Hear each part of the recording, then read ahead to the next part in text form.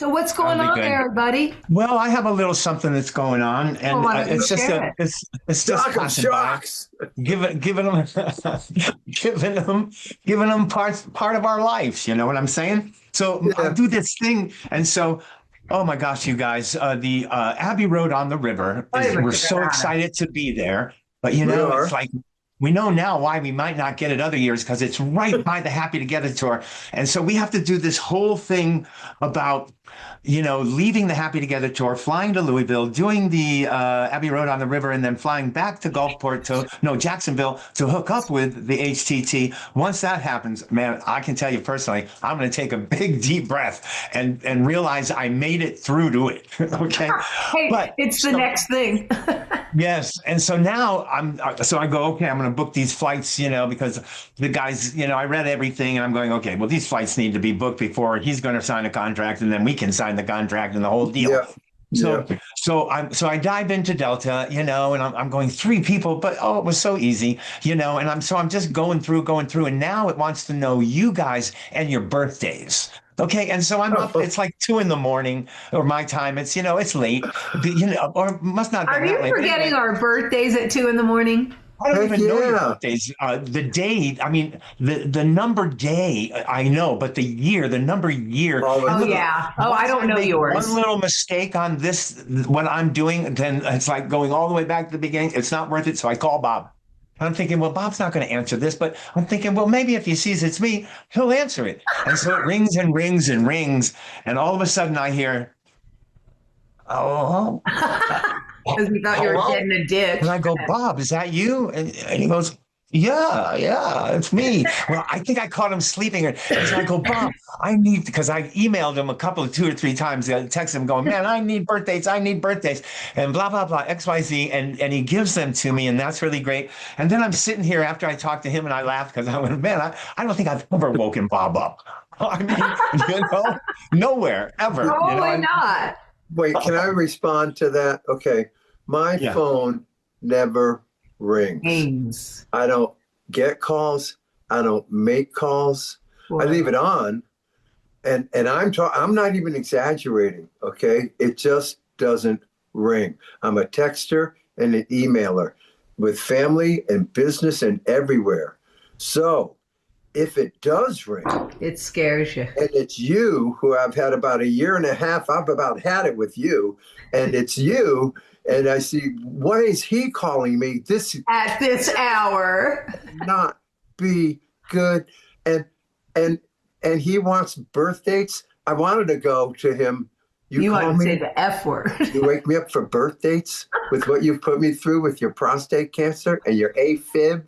And you're this and you're that. And I'm going and I went through 2 knee replacements with you. It's like, come on. So anyway, that was funny. But I'll tell you, I remembered it in a fog. You know what happens and you did wake me up. And so he goes, what's your birthday? And that was easy. that was easy. 8/26/49. That rolled out of my sleepy brain. But then he goes, what's Susan's? And I'm going, hey, whoa, now wait a minute. That's losers. Right? Loser. Hey, what's Susan's? And all I could remember was -10. -10. Yes. Aren't you fortunate? -10. 59 instead of 49. 59. But it's not -10. In my sleepy brain, it had to remember it's actually +10. So it's like a complicated relationship. So anyway, just to conclude this, anyway, I get off the phone with Bob and I'm sitting there and I'm chuckling about me waking him up and I'm chuckling about this. And then I go, well, hang on here. So I put in, what is Susan Cowsills' birthday? and bam, it came right up. You should have thought of that first. That's the last thing I think of. That's hilarious. You're calling Bob in the middle of the night. That is so us, antiquated humans. Google. I'm an analog. Google right in front. I can't even. Wait, look. Well, I didn't even think about it when you started talking. Why didn't I immediately say it? I had the 10-year rule with you and me, Susan. So, or I would have probably said when he said, "What about Susan's?" I probably could have said, "You got to Google that one, brother." See, so I wouldn't have. I would have done the same with Bob and Paul. I would have had to think for you your year. I know you're, November 11th, and I think you're 70. I don't know his year. I think you're 70. You don't know. 7 or 8? 1951. 5'1". Paul is 5'1". Bob is 4'9", and I'm 5'1". I know he's 4'9" because I'm 5'9". See, that's how me and him do things. There's the 10 you. Yeah, I wasn't thinking that well. I was in the middle, and I needed these numbers and these dates to come in my ear so I could type them down on this thing. And I can only picture you, my friend. I can only picture you. You could have probably fueled a town, a small town with your energy. And if you're looking for that information while your airline screens are open, it's an anxious experience. It is anxiety. Oh, that's true too. That's true. You run out of time out. Yep, they time you out, or you go, oh, screw it, I'll have to come back to this, and you get off the phone to get these things. You go back on, and the price has gone up $200. Yes. Exactly. It makes you seem like you're on drugs or something. No, for real. Wait a minute. For real. All right, guys, we got to go through our gigs. We got to do our Okay. Oh, yeah, because FCC is going to cut us off. Well, we want to be good stewards of our thing. Good now. stewards. I want to be a good steward. So, in case anyone's going, what's that funny thing on Bob's forehead? I think I should address. There's a little thing on my forehead. It's a Band-Aid. I went to a dermatologist, and there was a bump there. And I said, he asked me any problems. I said, I don't like that bump. And he looked at me and said, well, I don't like it either. So he said, I'm gonna take a biopsy, and then I'm gonna take it off your forehead. And I said, do it. And that's what happened. And when do you find out what he took off your forehead? Well, of course, 2 weeks. And I'm walking out. I said, if we don't call you, it's okay. Well, can you call me and tell me it's okay? Well, so on the 15th day, you feel good? I mean, what is that supposed to be? But listen, y'all, I got a little something here that I got to go get looked at. Did they freeze you, Bob? Oh, they froze the heck out of me. I have a crater up there. Oh, yeah. He dug it out a little. It took a biopsy. Are you going to have a dent aesthetically? I don't care about that. You know, it's like. Are you a little over that at our age? I don't think I'm going to have a dent. I think it's okay. I think it'll give you character if you do. You always had that little dent here in your chin like Kirk Douglas. A lot of people, and I know Shane has it. Oh, there it is. Oh, there it is. Me and Paul can't see that thing. You know, what you're talking about, the crater thing, what is that called on the face? A crater? No. Okay. Oh, damn. What is it? Anyway. I mean, what's the medical term for crater face? Yeah, I was going to say a gross indentation, but I see what he's looking for. Okay, a gross indentation. But remember when we were kids, we got a disease. Oh, chicken pox? A pox. Chicken pox. A pock mark. Chicken pox mark. Chicken pox. Chicken pox. Shane still has two of them on his head from his chicken pox. From that, yeah. But you could also get pock mark. Anyway, we were told from messing with your pimples. Oh, yeah. Okay, let's move on. This Friday night, ladies and gentlemen, dun, dun, dun, dun, dun, dun, dun, dun. Susan was supposed to be our sound effects girl in the podcast, but anyway, we are taking the stage at the Golden Nugget in Las Vegas, Nevada, our residency venue that we have in Nevada, and we are always excited to go there and play we're going to have our Q&A, and we're going to have our meet and greet, and everyone knows what's going on. Bring a friend, okay? Bring a friend. We're trying to fill the room. We're bringing a new show around with us. So, you know, I think people that have come before and go, well, man, I already saw him. Come on back, because it's going to be a whole different deal. And I want to let everybody know that show is at 8:05 on Friday night. 8:05 Friday night. Oh, I love that. That's a good thing, Susan. Hey, listen, and Savannah stole the bow. I can't find the cowbell. And then next month, ladies and gentlemen, at the Odeum in East Greenwich, Rhode Island. At the Odeum. Yes, on Friday, November 20th, are the Cowsills full band show. On the 21st, we drive to New York City and play at the Cutting Room. We love that gig at the Cutting Room. We can't wait to get there. Oh my God, it's been a while. Do you think the Soprano guy will come? Huh? The Soprano guy. The Miami Steve. No, he's out on tour with the Springsteen band. He went back in the E Street band. What about Paul Schaefer then? Wasn't it great talking? It was great talking to Steve Van Zandt because, I quit that place, man. You know, it was a bad move. Yeah, I got the Sopranos. You know, no, I don't want to do that anymore. I hated Soundcheck. And then, man, once Bruce called him again after our interview. I don't hate Soundcheck no more. And I'm putting the E Street band back together for a multi-million-dollar tour. You in? Yeah. Anyway, I love it, though, because, that's really those are his homeboys, you know. I love it. So his homeboys. So his Okay, homeboys. so that's Saturday night in New York City. Who doesn't want to play in New York City on Saturday night? Not anybody I know. I don't know if we've ever done a Saturday there. I don't think a Saturday. We've done Sunday. Nope. We've done Friday. An odd night. Yeah. You know. So anyway, and then Sunday, our getting very popular trio show, the Cowsills trio show, Bob, Paul, and Susan, with 12 strings, 2 guitars, 3 voices, and 20 fingers, is coming to the Suffolk Theater out on Long Island. In Riverside, Long Island. Riverside. Riverhead, maybe Riverhead. Riverside. When's that? When's that? Out on Long Island, Sunday the 22nd. And, February. Yeah, we're going there after the cutting. Just making sure I knew what I was doing. Yeah. The band goes home. The trio goes out to Long Island. Band goes home. Trio goes down. We said yes to a little crazy drive here on ourselves, a little crazy round trip. But that's you know how much I love those road trips. Well, listen. Guys. So I want to interject. So the Suffolk thing is not as bad as I thought. So it is 1 hour from the cutting room. That's nothing. And that's incredible. From there to LaGuardia is just 53 minutes. Shut up. I'm so glad we said yes. Take it all back, right? No, we're excited about that. And so, you know, that night, and we'll be in Suffolk on the 22nd, the night of, and then we'll do our show on the 23rd. We're going to be in Suffolk on the 22nd, and then we're going to be traveling home on the 23rd. You know, it'll just be a little weird thing going from the hotel to LaGuardia. We'll have to pull that trigger on, hey, we feel good, let's do it now, or whatever, you know. So. Yeah, we'll figure that on site. But that's cool. Yeah. Hey, getting back to the show, we do want you to know, Omnivore puts out the Cocaine Drain album. And by the way, we have Dennis Castanares coming up from the Cocaine Drain album band for our guest today.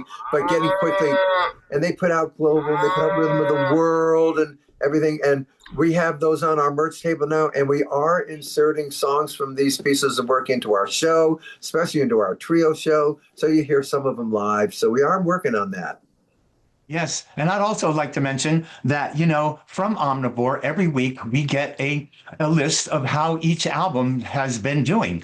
And me and Bob, last time, you can remember, we were saying, hey, we've never had a 0. We've never had a 0. And we didn't have a 0. But this week we sold 12. They're going to say we got our first 0. 12 Cocaine Drain CDs.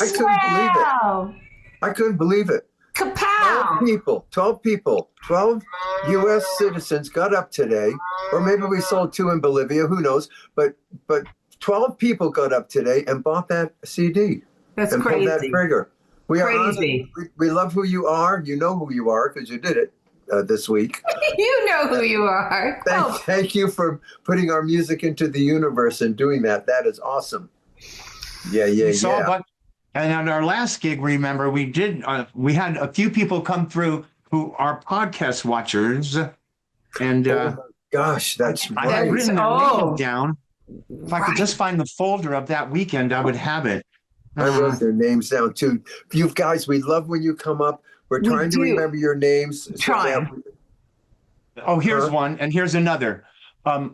Las Vegas and East Greenwich. Okay.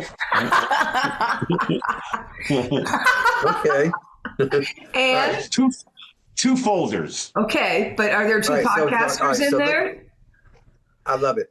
All right, so that is our February work. Susan, you got anything in February other than that weekend with us that you want to talk about at all? I don't think so. Okay, that's your solid. Wait. Susan's right on top of it. So are we in October still? Where are we? No, we're talking about February. We're in January. I mean, are we? We're a month away. In January. We're in January. That's right. Yeah. So that's what I meant. October. In a linear way, we're going freaking down me out. So that's the end of February. We're going down our gig timeline. January, that's Golden Nugget. We did. I have it in front of me, and I usually do.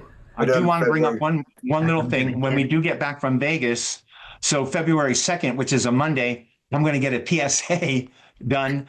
And then on Wednesday, the 4th, God hoping it's less than 0.015, I'm going to Dr. Willis, and hopefully he goes, yeah, I'll see you in 6 months. Okay. But you never know. We never know. All right. Well, so all you fans at the meet and greets on that weekend, that we come to Odium in East Greenwich and the cutting room, you can, talk to Paul about how all that went, okay, and get caught up in person with Paul. about we Yeah. gotta have a medical corner here with him. He's our guy. Oh, yeah. All right. I'll wear All right, a so, white coat and a stethoscope. yeah. So March we have Habit of Grace. Hey, yeah, and by the way, I like saying it. yeah, it's great now. Habit of Grace. So Habit of last year, Flash Phelps came down and hung out with us on the Friday night of the opening night of our weekend at Habit of Grace.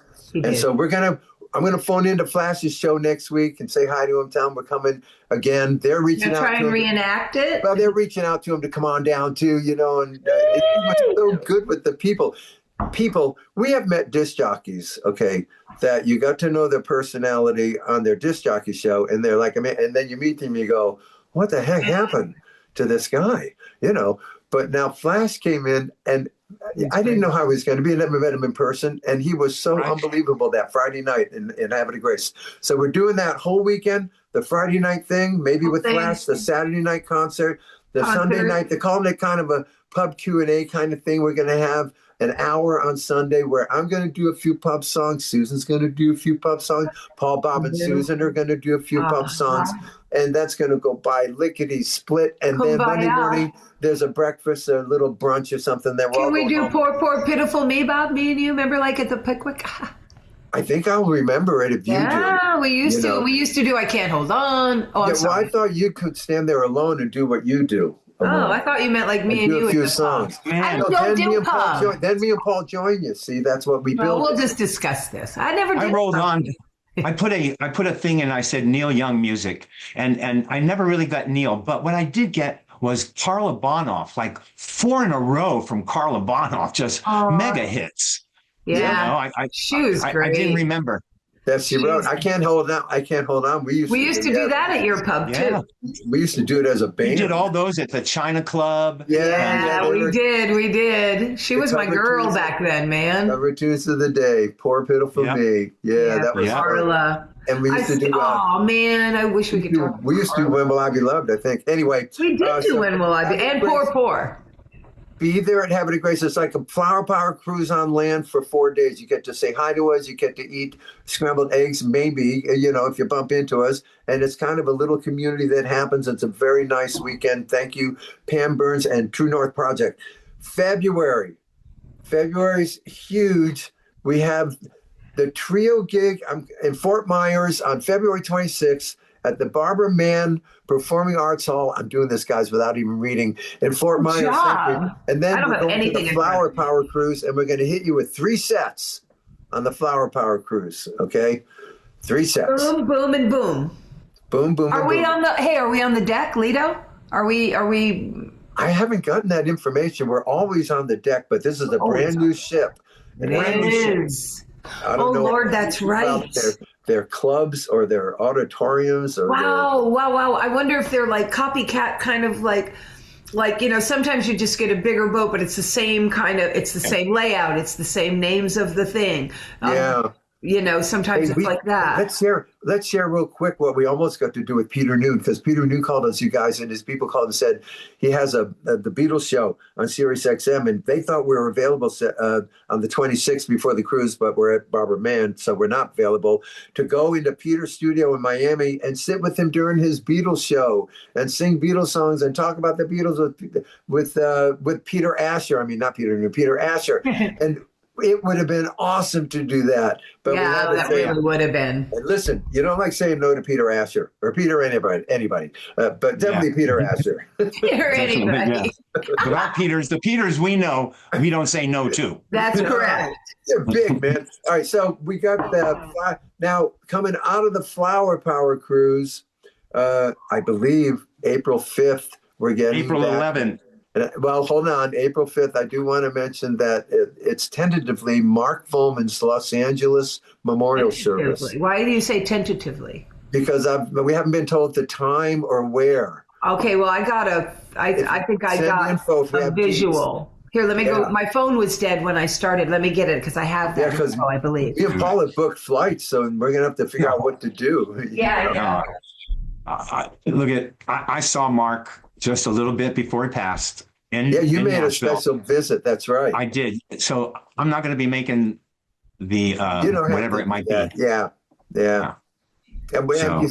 I'm going because it's in my backyard. That'll be fine. Yes. And Susan can go. I will be going So 2 out of 3. I will be going because that's my boss. Yes, and I gotta of go. course. Yeah. No, And we got you covered. We got you covered. That's why we have. Yeah, Paulie's fine. We already we're a trio. Figured that out. Yeah, we're a trio. Between the three of us, we're a fantastic one, but individually, we're a fantastic part. Hold on So one 2 of us. second. I definitely can give this information. It's okay. I get in the morning. I'm sure it's not in the morning. Emily sent better not be. MEV. Here we go. It says Mark Volman. Aw, super cute picture. Hold on. Okay. Sunday, November 5th, 2026. We got that much. Okay. So while she's doing that, Paul, April 11th. April 11th. It's in the city of Madras, right? It's at the Performing Arts Center in Madras. It's the Madras Performing Arts Center on April 11th and Saturday. And it'll start. The show's going to be at 7 o'clock. Trio show. Trio show. All right. Trio. So that's great. And the meet and greet, I think, will be at your house. Yes? No. No. But we're going to have a meet and greet, and it'll be right inside the theater. Hey, so all of you local Madrasonians, is that what you're called? Madrassians. Madrassians? Madrassers. Madrassians? Madrasians.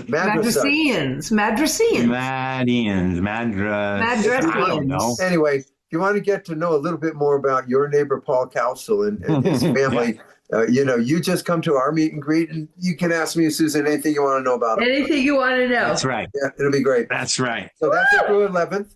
Okay, we're doing good. Now, May, is that it? Is that April 11th? Is that it? May? Yep, we go into May and we go to the Abbey Road. Okay. Then May 23rd, May 22nd, we are going to take the flight to go to the Happy Together tour in Biloxi, Mississippi, where we're performing May 23rd. And then the morning of May 24th, Paul, Susan, and me are going to fly to Louisville to hook up with the band and play that night at 6 p.m. at the Beatles Abbey Road on the River. And Those then on flights the 25th, are booked. It's done, deal. And on the 25th, Paul, Susan, and I will be going on to Jacksonville to reconnect with the Happy Together tour and the buses and the bus life, and perform the night of the 26th in Jacksonville and take off for the summer events and escapades. And that's it. And then when we get back, just listening to it. Yeah, it's great. We come back from the summer. Don't know how many cities yet. Don't worry, they'll be playing in August, guys. We're already documented. We're back at the Orange County Fair. We will be on the West Coast. That's so great, man. I'm excited about the family's excited about that. We're hoping about for Humphreys, but we'll see about that. That's not always every year. We've got then we get in September. And I gotta tell you guys, at the end of tours like that, or the cruises, and other bands would go do other gigs, and we really didn't have any for a while. Now we have a lot. So we're like them. Now after the summer tour, we have a September where on the 19th and 20th, we're with Glenn Raby and his band doing a multi-act show. We don't know who else we're playing with. We'll tell you about that later. And we are back at the Arlington on the 17th of September at the Arlington, Texas. This is a trio run. But the middle two shows are just half-hour sets, like 6 songs, like Happy Together shows with Glenn. So we'll keep you posted on that. Yeah, they're in and outs. They're easy. Yep. Oh, I forgot. Let's see what else. So we're looking forward to everything. You know what I was wondering, guys? We're not going to take any gigs. Sorry, Bob. I remembered it. I got to get it out of me. But we're not going to book anything in between these breaks of this Happy Together, because no. I'm saying no to that. Thank you. We don't have anything. We don't have anything. But if something comes through, I'm telling you. I'll make a minor adjustment. If anything happens on the breaks of the Happy Together tour this summer, it'll either be a Susan Cowsill solo show here in town up the street, or Bob Cowsill returning to his chapel tour show. Up the street. So anything can happen with those two. Who's ever trying to get us is paying us $100,000. Yeah, to leave my hood. Yeah, I need big cash to leave the hood. Unless Paul. All right, here's our friend Dennis Castanares. Otherwise known as. Is that AKA? Look, Dennis, how are you, Dennis? I am damn good. How are you? I'm well. And where do you live in Oregon? Parkdale. You know Parkdale, right below, right at the foot of Mount Hood on the north side of it. Okay, and I'm on the east side of it. Wait a minute, where are you? I'm north of Bend, Oregon, in a place called Gateway, Madras, Oregon. Oh, well, that's where I visited you there briefly. Yes. Remember? And then we went for dinner at the Mazatlan restaurant or something like that. Yeah. Wait, now I'm remembering that. I mean, I wasn't there, but I remember you saying, no, hearing that Paul had seen you. When was that, y'all? Pablo, Sue, I don't think I've seen you. No. Since 2005, probably. Wow. The El Rey. Probably. Oh, okay, Billy's thing, yeah. Can I say something? Before Katrina, before Barry was gone, that whole bit. Bob, I know I saw you in 2009 last, I think. Yeah, it's a long time ago. All right, look, let's tell everyone who this guy. Everyone's going. Oh yeah, we're all sitting here going on here. Oh yeah. Right, I'm listen, James Bond. Yeah. Is that a missing brother? Yeah. This is Dennis Castanares, and we'll get into the Alonzo alter ego guy of the history of that in a minute. But Dennis was in now, as you know, recently Omnivore Recordings released our 1978 album, The Cocaine Drain. The Cocaine Drain. There it is. It's supposed to be shiny black, but unfortunately, it's Bob, you are adorable. You'll say it every time. First Spinal Tap moment, right? Yeah. Now listen. Yeah. Dennis, briefly, he was in the band that made that recording. Okay, it was me, Paul, Susan, John, Barry, Dennis Castanares, and he was what Chuck Plotkin called our Dave Lindley. So we'll get into that. But that's who we're talking to here, folks. Yeah, that's who.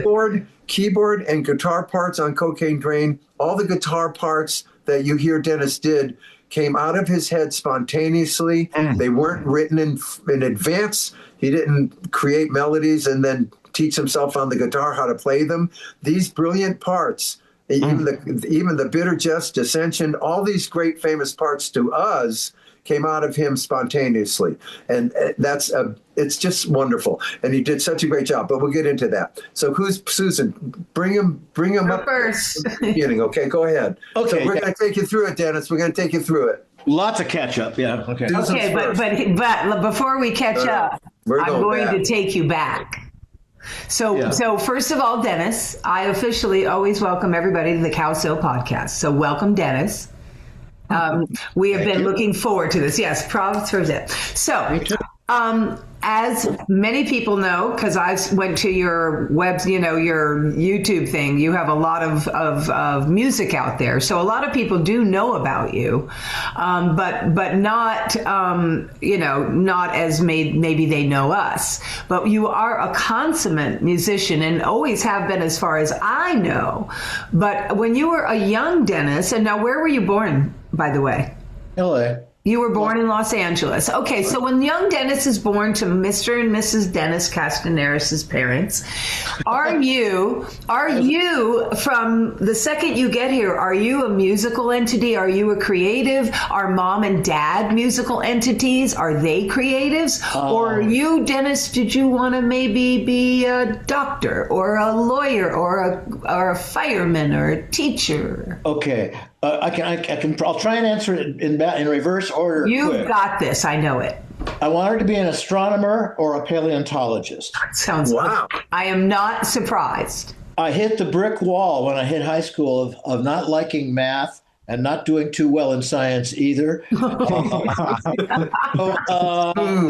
That and also the guitar hit me at age 15. Suddenly that woke up.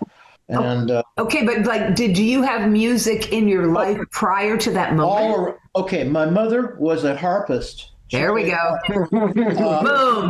Wow. Played on a professional level, but my father, being very old school, my father was born in Mexico. and he sort of left. He brought the morals of post 1900 Mexico up with him and sort of held on to him the rest of his life. He didn't really want a wife out there making a living as a musician, so that just wasn't going to fly. And my wife, that was the age when wives deferred, as my mom did, and so she never did get to the pro level, but she was that good. Okay. And it was mom that surrounded us with music all the time. It was always playing in the house. I have the feeling you guys grew up in a house just like that. It was mom. And it was our mom as well. And by the way, we walked down a lot of the same roads. I was Catholic, raised Catholic. Sorry about that. Huh? Sorry about that. No, I'm not sorry. I mean, you went through a lot, I'm sure. I'm glad I took away some of the good stuff morally. Oh, absolutely. It was just a rough road sometimes with those young ladies. Oh, well, yeah. Well, we all went through that, Dennis. We all went through it. Sometimes the good sisters of Immaculate Heart didn't quite know what they were doing. They were kids. I realize that now. They looked like old ladies in their habits, but they were True that, Dennis. Scared 20-year-olds that didn't have the Sure. Good point, man. All right. So. Okay. So coming back, yeah, all right. So sorry, I did lose the thread. No, that's great. Okay. That's what we're allowed to do. We like. Yeah, no, you're young, Dennis. You're coming into guitar. Music was in your life at home. So the guitar, when it hit you at 15, I really wanted to be a jazzer before that. I took perfunctory lessons on alto sax when I was about 12, but I didn't. And I've never practiced. But in learning to play alto sax, that was a fatal flaw. You can't get good unless you practice. Too bad. You can honk away, but you can never really sound smooth. You can never really develop. And I wasn't ready for that, so I quickly gave up. It was about 3 years before somebody introduced me to guitar. I don't remember who. I think it was one of my high school buddies. I would have been like a freshman in high school then, and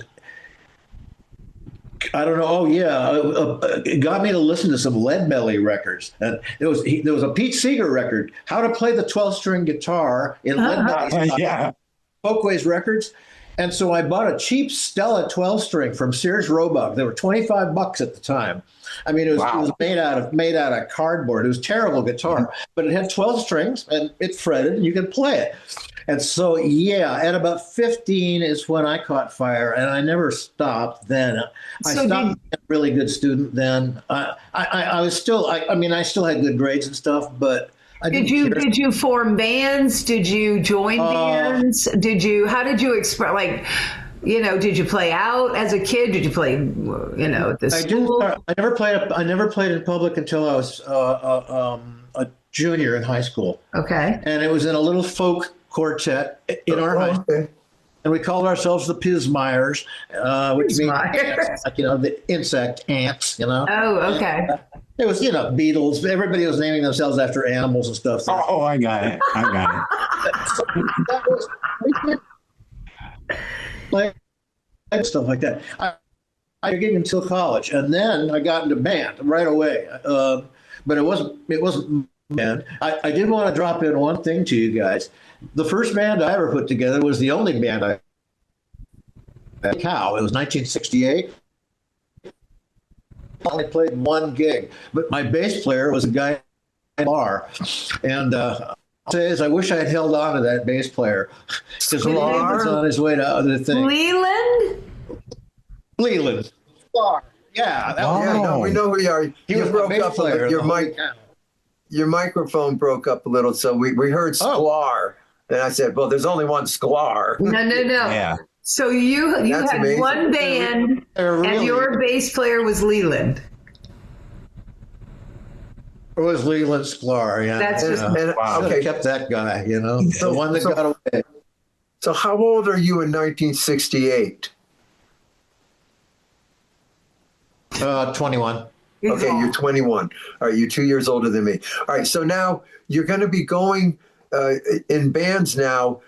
Now, did you always lean toward the rhythm guitar, or did you always know you could do the lead guitar? And how the heck did you become such a good keyboard player on top of everything else? Yeah. And just to add on to Bob, sorry, Dennis, could you read music? Could you read a sheet of music and play it? No. Okay, No. cool. Yeah.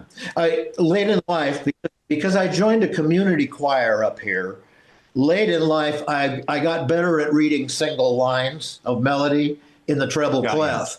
But I've never been good at sitting and looking at music and eye to brain to hand coordination.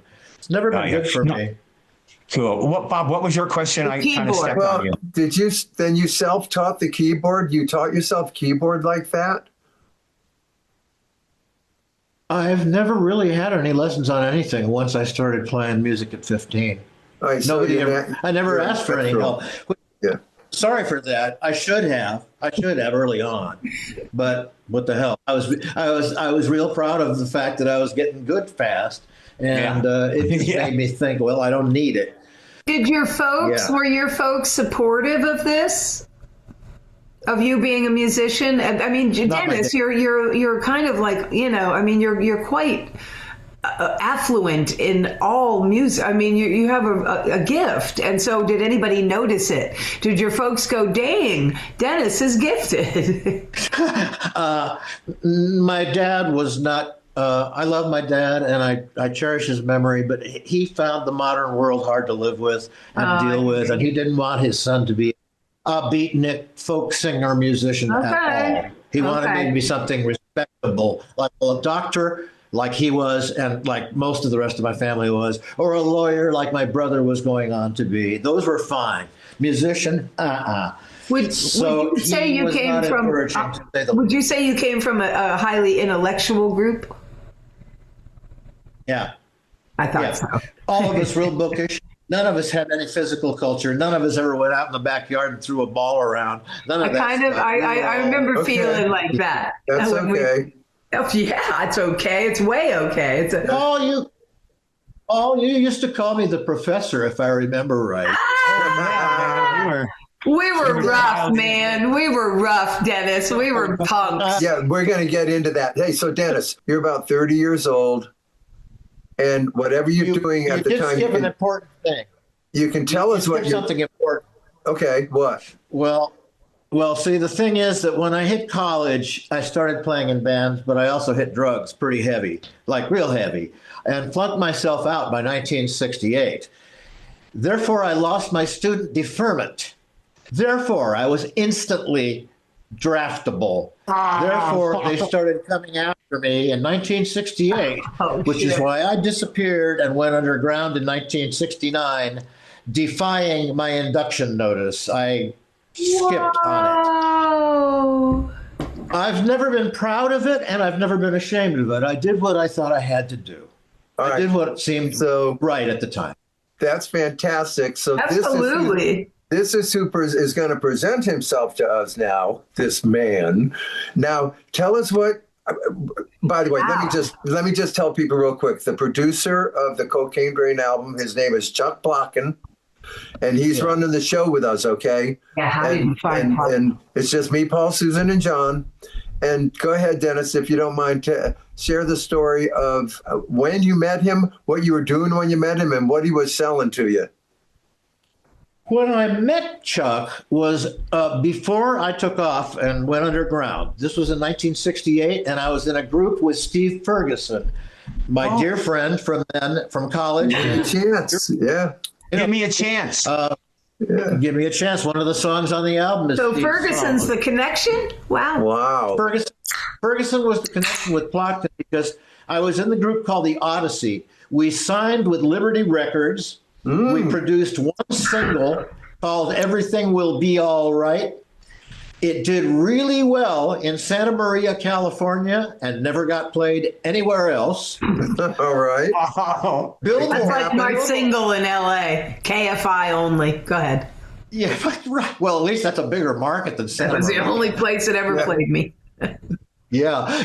By the way, Billboard gave Everything Will Be All Right 4 stars. I remember verbatim the first sentence of their review. It is this. They said, what might have been an easy listening jazz piece becomes a bit of sumptuous teen listening in this outstanding side from the Odyssey.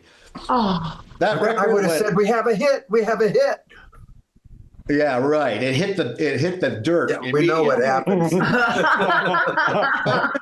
Here's the deal. While we were in the process of doing all that, Chuck was hanging around. He was a lean and hungry young guy looking to produce or manage or agent or just get a hook in the industry. Advocate. Wow. Yeah.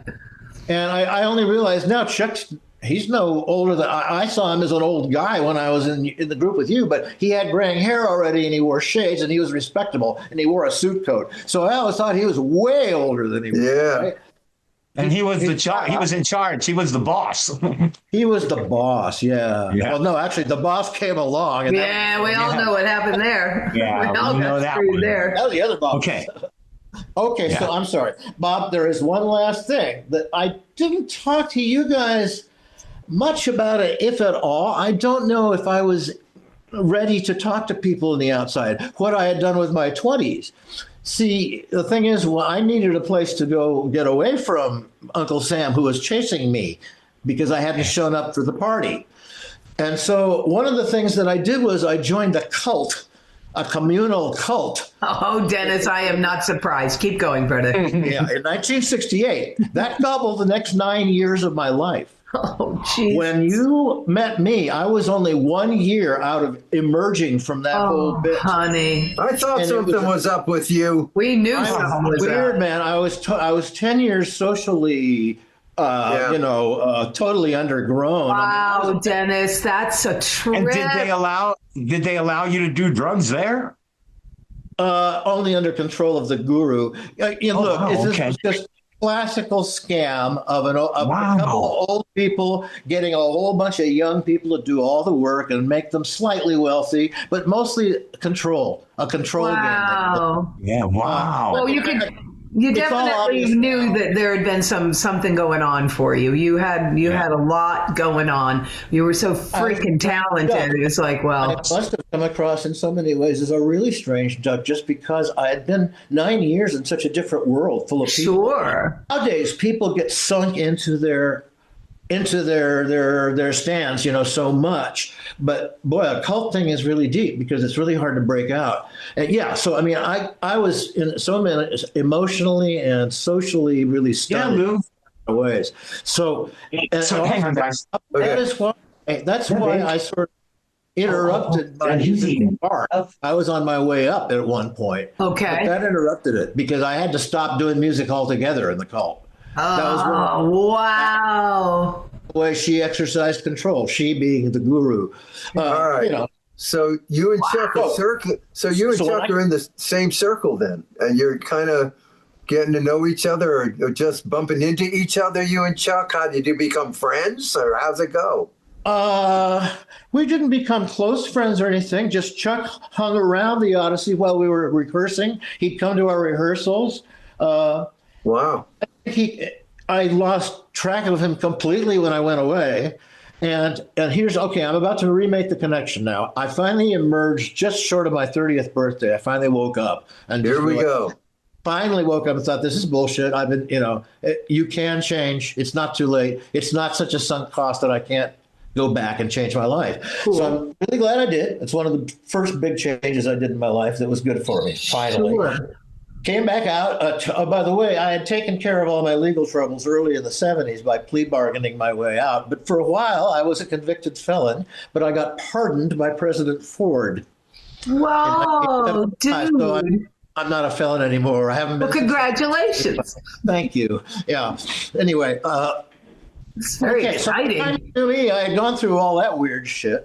But I come back out and I'm living at my brother's place. And it was a year after I came back. And I'd been playing a little bit, trying to make it as a solo artist and really flopping badly. I didn't have the confidence. I didn't have the repertoire. I didn't have the chops. I was rusty, 10 years rusty, And I joined a couple of little bands. I remember I was in a band at Magic Mountain that summer called Stardust was the name of the band. Made good money playing bad country music. And then out of nowhere, a call comes at where I was living, and it's Chuck Plotkin. And he says, "Hey, it's Chuck." And I'm thinking, oh, holy shit. Yes, oh boy, here we go. He said, "I've got a band." We got a little catching up and everything. And I said, I didn't tell him where I'd been. Yeah. He said, "I've got a band. I'm rehearsing a band to make an album, and I just wondered if, maybe you'd like to check out these guys and see if maybe you find their kind of music the kind of thing you might be interested in, maybe, and seeing if they take to you and all that." I said, "Sure, sounds good to me. Definitely, yes, definitely, please." So then he didn't tell me who you were. And here's where the story gets so much fun, because he invited me to come down to a place called Earshot Studio. Yeah. Yeah. Tiny little hole in the wall, Olive and Alameda Streets in Burbank, not far from where I lived in Pasadena, to drop in on one of the rehearsals of this nameless band that I was going to go visit. So I get down there, and there's four skinny kids in a room. And they're skinny kids. They're all skinny. Well, I was skinny too. Yeah, you were. Skinny kids. Well, you were younger than I was. Well, you were really young.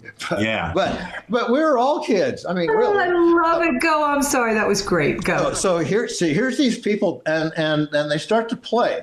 And holy shit, these people can really sing. Well, okay, wow, okay, good band, all right. And playing real good and really tight. And wow, listen to the sound in here. This is really good. So I was very impressed. And then played a couple more, and then I think maybe Chuck sort of, hey, well, do you want maybe if Dennis could said I brought a guitar, and I plugged in and started playing this song called "Honest Trade." Oh yeah. My God! Yeah. Now it had a funny intro because the time's all weird. Ba-dong ding dong, ba-dong ding dong, ba-dong dong dong dong. Yeah. But I did come up with a little riff that worked in it because it seemed to have a hole in it. They'd go "Honest Trade," there was this hole. So I played this dial ring, and then sort of a real George Harrison kind of a riff. Yeah. And it kind of fit. And it sounded good to me, and I guess it sounded good to them. We played maybe a little bit more, and I sort of threw in a few things a little bit. It's not like they needed more in there, but I just tried to find some things that would work. And then Chuck said, okay, well, I'd like to talk to Dennis outside. We'll go talk. We'll go have a smoke. So we sat outside and had a smoke. And the first thing he said to me was, "What do you think?" I said, "Well, they're a hot band. Sure, I'd love to play with these people." He said, "Okay, I should tell you a little bit about them. I should tell you that, first of all, they're all siblings." And I thought, wow. Of course, skinny kids are siblings. Yeah, they're siblings. Wow. Susan, you were 19. Still, they hadn't hit me yet. And then he said, yeah, they actually had some records out some years ago, and they actually had some hits with them. They used to tour as a family, and there were more members. There were the other siblings, and they toured even with their mom. And I said, sort of like the Cowsills kind of thing. Chuck had like aviator shades, and he was sitting there smoking, and he sort of pulls them down. And yes, he always looked over those glasses. He said, "These are the Cowsills." That's a good one, Dennis. Mic drop before mic drop was invented. I mean, it was like that was a good Plotkin, Dennis. Now, real quick, from our perspective, during this exact time, we had talked to Chuck, and he had looked at our band and said, "You need a Dave Lindley." This is how he said it, meaning, and we knew just what auxiliary guy, a guy that can do stuff we don't do, and which is what you were. The keyboard and the lead guitar and everything, whatever else was filling. And that's what Chuck was good at, of course, wasn't he? Such a great sense of what was needed like that. Yeah. I mean, he made a lot of wonderful decisions on who else was playing on that record. Well, he also made a lot of great decisions later on, playing with a lot of other people too. But wow, so, you got Dennis here. That brings us up to when we met. Yeah. Yeah. And so I just wanted to, so now they re-release this, and every time they release Global or whatever's out, I tend to like go in the car a lot and listen. And And so I did that with Cocaine Drain, man. And I got to tell you, you were badass on that whole record. I mean, you know, just all the keyboard. I mean, you're crazy how you were. You were just like, but man, the music would come out and it was like, wow, check this out. And, you know, and I didn't even appreciate it as much as I should have then as I do now. I mean, I hear it, I go, wow, man, we were rough on that guy. No, I appreciate everything more now that I'm hearing it now. Well, look. Especially hearing it cleaned up, but because it's brought me back to listening to it again. And so many years have gone by, and a lot of attitudes that I used to have about a lot of things are so changed. I listen to music in a different way now. I'm much more open to things than I used to be, I think. But I'm hearing some depths in there that it's mind blowing to me. Wow. It is. It is. I mean, you know, it's Bob, it's hard for me sometimes to separate you from me because we locked in so many ways. I mean, it was great. Guitar, not surprising the way, I mean, our influences, you and I are close to the same age. We're both folkies who turned into Beatles you know, I mean, it's. Yeah. Yeah. And let me ask you one thing, because you were a very unique member of a very unique version of our family, okay? Because Barry was with us. I'm interested in your perspective on working with Barry because he was kind of in and out. He wasn't a solid everyday guy, you know. You didn't say five guys. You didn't say five guys at Earshot. You said four. But Barry was in and out, and you must have had some kind of relationship with him through this. Yeah. I love Barry. Somehow we were both weirdos. No shit. I was just going to say, you guys got along because, Well, I think really neurodivergent people do. You know, they find each other. Copy that, Dan. Yeah. 100%.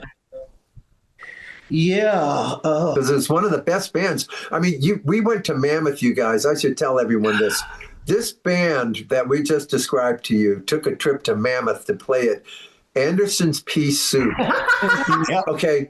God, I wish we had a recording. No kidding. That was badass. There was a 3-cassette group of cassettes of that show. Yeah. Floating around our universe. We all had it at one point and it got away from us, or we would have had it. And we even did a song that Dennis wrote in that show. I remember that. I do remember it. And we also did the Cars Let the Good Times Roll in that show. We were crazy. We had a good time. Yeah, it was great. It was great. It was a great live band. We never did another show like that because the next year was doing the album, you know, everywhere we went. You know, and at one time on Cowsills.com, I actually went back and found all my calendars from those years, and I posted somewhere on the website the entire year, 79, and going into 1980 that we did. Things started to dissipate.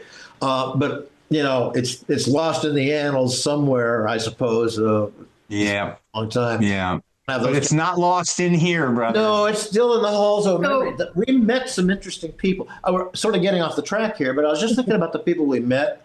I mean, on those gigs, John Kay was at the Palomino. Yes. Tim Harden in the last few months of his life, poor guy. You know, at the place out on Pico. Who's that? Who did you say, Dan? Tim Harden. Oh, yeah. Yeah. You know. Down on Pico, Long's, Long's West? No, that was in the city. It was The Joy? The Joy? Club 88? No. I don't remember. It was out on Pico, out towards McCabe. Okay, it could be Club 88, yeah. Okay, Club 88, because didn't Bob Chambers have something to do with it? Well, he was Sundowner. Bob Chambers had the Sundowner. Oh, okay. That was his club out at the guy Huntington. that ran Earshot. Yeah. Yeah, okay. Oh, yeah. I remember the Naughty Sweeties. Well, anyhow. And Paul, I think maybe he had something to do with the other one as well. I don't know why. The one on Pico. Remember, it had booths like Vegas. It had booths at the back line and chairs. Yeah, it was cool. Dennis, do you remember co-rehearsing at Earshot with a band called Loose Change with a guy named Phil Solemn lead singing in it? And he went on to have fame from writing the Friends theme song and Great Buildings and all that business. Yeah, they were the other band with us at Earshot. I thought I thought the Naughty Sweeties were rehearsed there with. Oh, they had, No. but that's not who these Loose guys Change. Are. Loose Change was the name of the band. Loose Change. Yeah. But you guys, Dennis mentioned Honest Trade.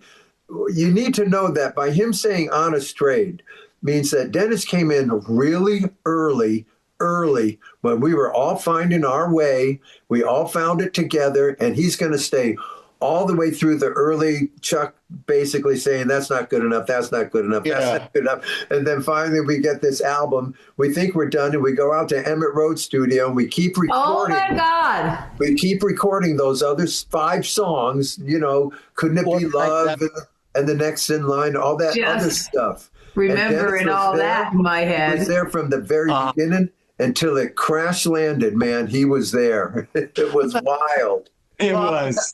A couple of things. One, you said in the liner notes to the album that Chuck had said to you, you finally wrote a real song. Okay, good. I wanted to ask you 2 things about that.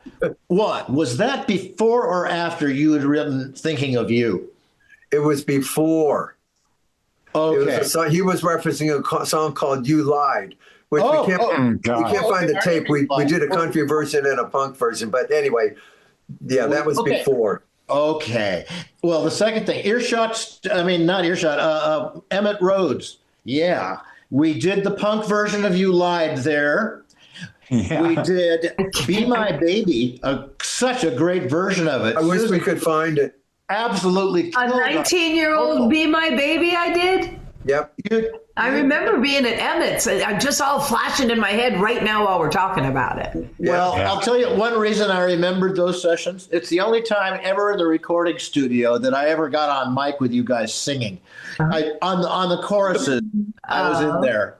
I mean, I felt very honored. I mean, it's like Coles to Newcastle. That's great. No, but Dennis, and I say this with love, Dennis. Yeah, because you finally started showering. Dennis, we were rotten. Yeah, weren't we hard? Weren't we rotten to you? Weren't we hard to work with at first? Yeah, hard to work with. I can't imagine you were any harder to work with than I was. Okay. Yeah. Well, actually, I agree with that, but that's not how I remember it. We're a gang. We're 4 skinny kids who are a gang, and here comes this poor son of a bitch from a cult. Now I find out. I'm sorry, guys, but this poor guy comes. I mean, shoot. I realize. Look, you're a family. There's no way I could have the kind of. Oh, but buddy. I have, so. Well, my young self would like to apologize to you because I was a punk. I can promise you I was a judgmental little punk. But now that I hear where you came from, I can see how you could. And I can only say put up with us. And so we're certainly had to be. We might have been a breath of fresh air at that point. I think this is great. So, hey, Dennis, I do have a question. Yeah. Why and how did you create an alter ego called Alonzo Garbanzo? Yes. And make that the musician front. He's your front man. What's up with that? Is that a legal name? No, never has been. Okay. Actually, it came on a phone call with my friend. Oh, well, you might have met my girlfriend, Patty Stolier. You might have. She lived in San Francisco. We had this long-distance relationship going. Or she lived in Marin County. But Patty and I would have these regular phone calls. And I remember I was telling her, maybe I should choose a name that's, my name is difficult. People always misspell it and mishear it. Yeah. Misspelled, by the way. It's A-R-E-S, not E-R-E-S, but never mind that. Uh-oh. That sounds like we misspelled it. On Global? Great. On Cocaine Grade. No biggie. Yes, it is. I'm glad to be on it. But we were talking about the difficulty of it as a showbiz name. It's just like people will have a hard time remembering it. The older I've gotten, the less I think that's true, actually. In a way, it's an unusual Spanish name in a way that might be memorable just because it's unusual. But anyway, I just wanted to jettison Castanares It's actually Castanares, if you pronounce it right. Castanares. Oh, right. Oh, it's a nice name. We used to call you Dennis Castanares. That's right. And he's Italian. They all nasalize it. It comes like Castanares. No, it's Castanares with those. I love that. It's beautiful. Open your mouth. Crazy. It means groves of chestnut trees. Hello. Yeah. That's awesome. So anyway, so I was on the phone with Patty, and she just said, "So what kind of a name would you come up with?" And I just fired it off the top of my head. I don't know. I could choose something ridiculous like Alonzo Garbanzo. And instantly I thought, yeah, okay, I'm going to use that name. Now, I really didn't have a career. So I used it while I made all my little multi-track recordings on cassettes and stuff at home and lived my little private world of, me playing with myself. Mad scientisting. Yeah, right. And right, the mad scientist. And that was my ego inside my head.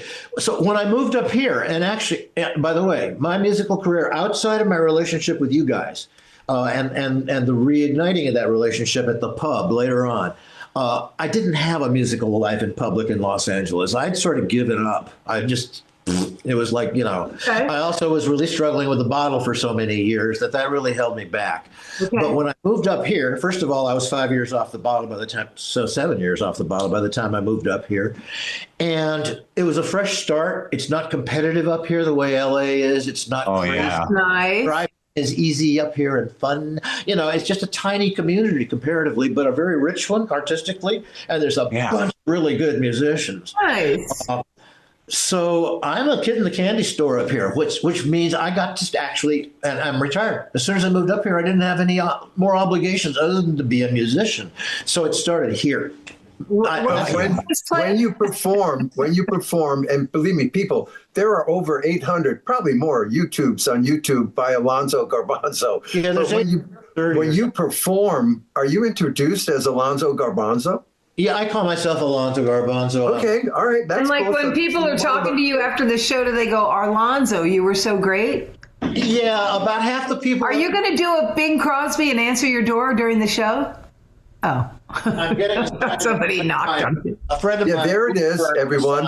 A little bit famous. That's awesome. Alonzo Garbanzo. That's awesome. Don't I feel like I know an Alonzo Garbanzo. We know Anthony Alonzo. That's why. Is that okay. Right? Okay. I had something I wanted to show you. Okay. What do you got? You might know this tune. It's in tune enough.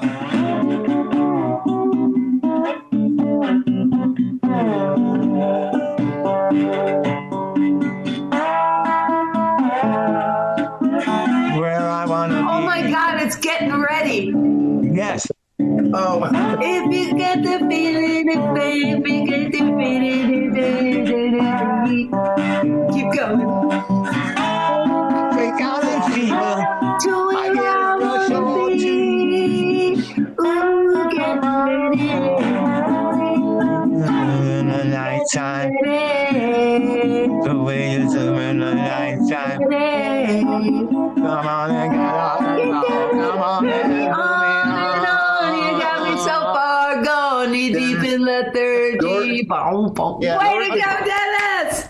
Your guitar parts in Getting Ready, especially in the tag, are some of the most tasteful, popular guitar parts in our history. Are the guitar parts in Getting Ready, especially great, in the tag. Everyone says, sounds like a train coming in to say it. Anyway. Hey, Dennis, great. So all those things just were off the top of your head? What things? The keyboard parts and that little thing you did in Getting Ready. I mean, did you just listen and went, oh, maybe this will work? Okay, that's a really good question because I don't know. Did I play when we rehearsed at Earshot? Was I playing some of those same riffs? I don't remember. Yeah, you made them up. That is the thing. I never play the same thing twice. I mean, I really don't. I remember he used to say that, and I remember everybody going, "What the? What do you mean?" It was. I remember. I know the recording of them. I remember the recording of that. I don't remember the rehearsing of them. Yeah. But the recording was definitely like, I don't know where these things were coming from. Look, I was doing the same thing. I had my moments too on the cocaine drain, just coming up with something, you know. But yeah. I got to tell you, it's like you were an outsider that tolerated all four of us, five with Barry, and, you know, kind of hung in a way. But now that I see where you came from, I can still see why you hung in. We weren't that bad. Yeah. I mean, that was 5 days a week, guys, 8 hours a day. We were working hard. Yeah. We were working hard. Yeah. All right, now, when it all fell apart and Cocaine Drain never was released, did you ever go through a period of like, well, that's a shame, or did you go typical music business, or what did you go through? No, actually, mostly the influence of my later girlfriend, Karen, who by, I think, December of 1980, that's when we did the Emmett Road session, I believe, if I've got my chronology right. She was pressuring me to look. The record, from what the record does not seem to be going anywhere. You are spinning your wheels. You're straight. You're still a weirdo without any real career or job. And are you going to make it? Are you going to get serious or not? And so she pressured me to think, look, I've got to try and look for something that's a little more stable in the market. And that's when I went back to college to finish my BA. That was as a start. Okay. So I still had 2 years to finish up. And I had to get myself back into good graces because I'd flunked out in 68. So I needed to do a little extension school and stuff in 1980 and stuff, which is what I was doing the rest of that year. And then I did go back to school, got my BA by 1983 in art. I was a video maker and performance artist. That was my major. And I met my wife, Jana, there at UCLA. She was a grad student coming down from Seattle, fresh off a divorce. And I met her in the dorms there. And at this point, music was just kind of left behind. I wasn't trying anything like that anymore. I didn't become a teacher until 1987. Wow. And that was my real career. I mean, that's how I ended up having a career. Pardon? What made you start performing? Solo artist, you know, moving up here. Yeah. Alonzo, that atmosphere drew you out. Okay. Well, hey, Dennis, I'm sorry to interrupt, and I hate to digress, but was Chuck paying you something? Like we never knew. Chuck paid me money. Yeah. I mean, I was just, we didn't know. We didn't want to ask, but we were hoping. Yeah. You know? Well, I wasn't doing it pro bono. Okay, good. I'm glad. We were worried about you. We were. Yeah, that's right. We were. Well, I'm glad. We did worry. We were like, God, we hope this guy isn't doing this for free like us. Yeah. Oh, my gosh. Well, we're working on a future here. No, it wasn't like he was, we weren't like, sweatshop kids or anything. It's just that, You mentioned something earlier. Yeah, you guys did me the honor of putting harmonies on a song that I had written called Please Wait for Me. We did that at Mammoth. We did it on the truck. Oh, you did it live. God, I did a recording of that to have the Cowsills singing behind me. I do have a couple of my songs. I got John to come over and play some drums and play some Pasadena. So I got a couple of John Cowsills. Oh, John, do you guys see John these days? Heck yeah, him all the time. He comes on our podcast all the time. Well, he's got a lot going on. He's got his own thing going on. Him and Vicky are killing it. Well, wish him well for me. Yeah, we will. Yeah, he's out of the Beach Boys, and he and Vicky, look it up, and then go ahead, Paul. Oh, just the Smithereens as well. He's doing a lot of shows with the Smithereens, just singing, no drums. And he and his wife recorded an album of Barry and Billy's songs. Oh my God! Put that out, and it's wonderful. So look them up. Yeah, they're out there rocking for sure. No. Now, how does everybody find you? Is it alonzogarbanzo.com? It's actually my website is alonzogarbanzo.co. .co. Yeah. How Alonzo Garbanzo love you? I think that's yeah. So that's so terribly Dennis. I've watched a lot of them. You got to go watch this, guys. The boots are made for walking is badass, by the way. And just real quick before I forget, the haunted house, is that an original? Oh, Ghost in This House? Yeah. No. Who did that song? Well, Alison Krauss. I know it because Alison Krauss did a killer version of it. Well, so did Dennis Castanares. So what did we come up with? Castanares. Castanares. Alonso Garbanzo. It's easier. Man, that was beautiful, Dennis. It was just great. Thank you, sir. Are you performing now? Oh, good, Paul. Oh, are you performing now? Bob wanted to know. All the time. All the time. Right, yeah, so follow them, guys. Yeah, follow them. Didn't we meet some of your kids? Some of my Do you have kids? I Do you have children? one kid. You have a daughter. My kid used to be Sienna, used to be she. My kid is Sage, is presently they, moving towards he. Copy. Okay. It is, my kid is my kid, and I love my kid, and I always will. Oh, I just love you for that. And I met your kid. Dennis, also the musical gene passed down to this girl. Would you describe what you got into? Did it ever? I think I remember that. I am so impressed with Sage as a musician and singer and writer. I wish I could write like that. Oh, that's so great. Where do people find her? What's her group's name? Sage Christie, spelled just like Chris Christie's last name. You know, Christie like Christ, I-E. Yeah. On Instagram, Sage is, I think, Sage Crispy with a P, like, Rice Krispie. Sage Crispy. Right. But Sage Christie, I do recommend you find her. I'm still getting used to it. That's okay. That's okay. They. Just put out Dennis. A terrific album. It just got released. The name of the album is Little Deaths.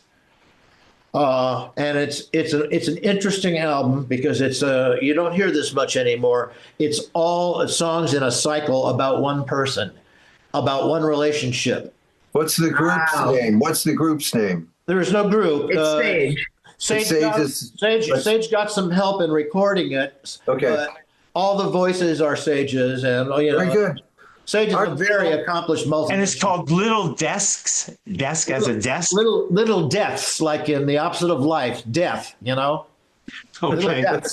Oh, it got darker. Yeah. Well, the reference, right? Sex has been called a little death, right? I forget. It's a literary reference. And Sage's last name one more time. Christie. Christie. Christie. Thank you. And AlonsoGarbanzo.co. That's my website. But the music is go to YouTube. That's the only social medium I'm on anymore. Go to YouTube and just, find my site, find my page, Alonso Garbanzo. It's right there. And all my videos. He's got a lot of them. And as far as the Little Bit Famous goes, I have something like just short of, I think, 4,000 subscribers, and I'm very happy and grateful for that. That's hardly viral. I don't care. Good deal. I don't want to be viral. No. I don't want to be viral. It sounds horrible. To be viral, Dennis, one of us would have to run down the street naked. Yeah. The rest of us following that person going, wow, check this out. Dennis, we want to thank you, Dennis, for spending so much time late at night here. This has been great, you guys. Wednesday night, everyone. Wednesday night, hello. And it'll be up there forever. So you got to go listen to this guy and listen to his work on the Cocaine Drain album because it's blown us away forever. And I was Susan. We should have told him more at the time how great he was. But now we get to, and we'll make it up for him. He says we did. And it was heard. We heard it. It was coming at us, and we're going, holy mother, this is great. Yeah. It's really good to see you guys again. It's good to see you too, Dennis. Really good to see you. Dennis. We love you, man. Love you. And by the way, AI explains it this way. Alonso Garbanzo, otherwise known as Dennis, I think M. Castanares. Castanari. All right, so you'll find him. He's easy to find. And YouTube's the new playground, and he's all through it. All right, guys, have a good one. See you later. Thanks for being on, Dennis.